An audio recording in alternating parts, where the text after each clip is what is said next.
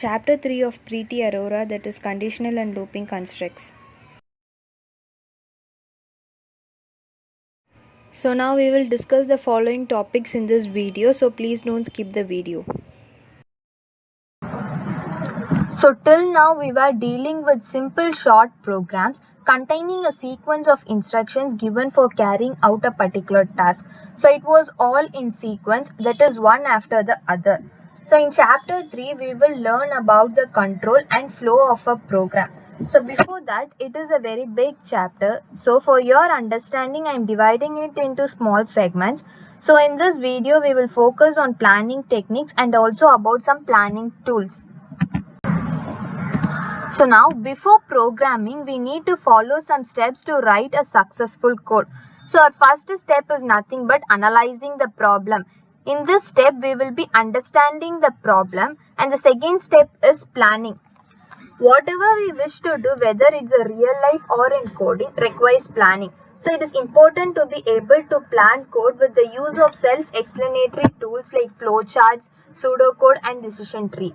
So don't worry, we'll be covering these tools in this video. And then even though you can code without a plan, it is not a good practice to start coding without a guide to follow. Then our third step is implementing the plan. By implementing the plan, you can write a successful code.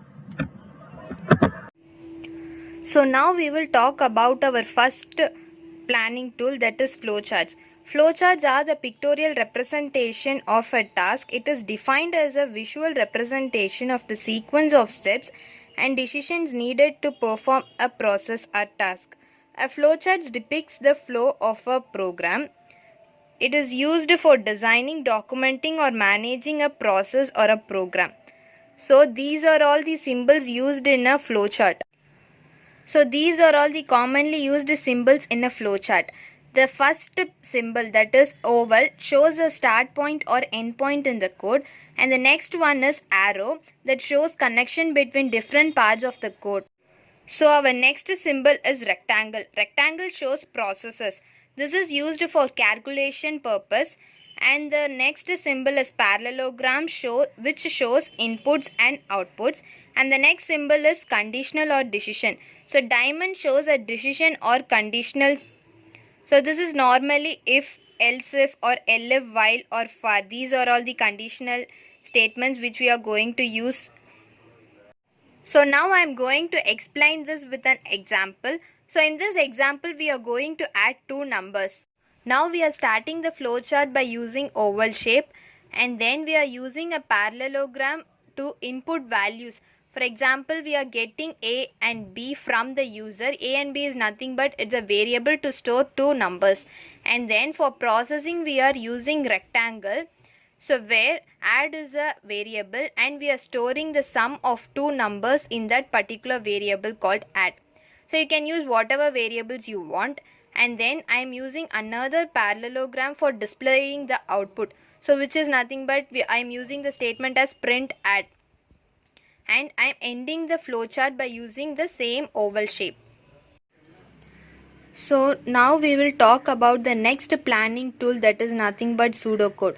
So it is used to express our logic independent of any programming language. It is not a real code, it is an informal approach in English-like language about how we will solve a problem. So there are no rules associated with writing a pseudocode. It could be a list of instructions in English-like language or in any programming language. So using pseudocode, we can easily break down a bigger problem into smaller modules or sub-parts and give us better clarity about how we can solve a particular problem. So here is an example. So this is a pseudocode to add two numbers. First we are supposed to start and then input A and B, and we are adding it in the third step, that is sum equal to A plus B, and the fourth step will be displaying the sum, and the last one is end. This is a simple pseudocode for adding two numbers. So in the left hand side, it is a pseudocode for getting a number and displaying the number.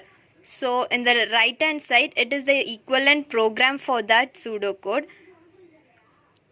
So a good pseudocode should not be in a specific coding language. Draft the structure of your code and it should be understandable to humans. So our next tool is decision tree. Decision tree is a tree-shaped diagram used to determine a course of action. Each branch of the tree represents a possible decision, occurrence or a reaction. So it is a graphical representation of all the possible solutions to a decision which is based on some conditions. Here the conditions are represented as nodes of the decision tree, whereas the actions are represented as leaf nodes of the tree. So in this example, this is the condition node, whereas these two things are the actions or the decision node. So in this example, I am going to find whether the given vegetable is capsicum, chili or brinjal. So I am taking three vegetables, brinjal, chili and capsicum. Now I am checking the condition is color equal to red.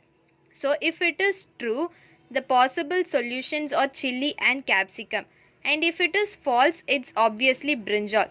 So now if it is chili and capsicum, now I am going to check another condition. If diameter greater than 2, if it is false, then it is chili. If it is true, it's capsicum. So as we know, everything has both advantage and disadvantage. So decision tree also has both advantage and disadvantages. Its advantages are it's simple to understand and interpret and can be combined with other decision techniques. So disadvantage is that it is unstable, and if the problem is too complicated, it's difficult to control its size. So now we are going to talk about program control flow. So the control and flow of a program in any programming language can be broadly classified into three categories, that is nothing but sequence, selection and iteration. So now we are going to talk about sequential statements. Sequential statements in a program are executed in a sequential order or in a linear fashion, one after the another without any jump in the program. So now look at this diagram. So statement 1 followed by statement 2 followed by statement 3. Here statement 2 will be executed after statement 1 and statement 3 will be executed after statement 2. Now we are going to talk about conditional statements. We use conditional statements to decide which set of statements to be executed between two alternative sets of statement. So in conditional statements, if statement is used. So look at this picture. In this example, first we are checking for a condition. If the condition is true, we are going inside the body of if and printing the statements in if block. If the condition is false, we are coming out of that particular block. So now we are going to talk about looping statements. So when a certain set of statements need to be executed multiple times in a loop, we use looping statements. So look at this flowchart. Now we are checking for a condition. If the condition is true, the body of the loop keeps on executing. If the condition is false, it comes out of the loop. So this can be understood with this flowchart. So now we are going to talk about looping. So when a certain set of statements need to be executed multiple times in a loop, we use looping statements. In this, first we are going to check the condition, and if the condition is true, body of the loop gets executed, and if it is false, it comes out of the loop. So far we are dealing with sequential statements, and from the next chapter onwards we will be discussing on looping as well as decision or conditional statements.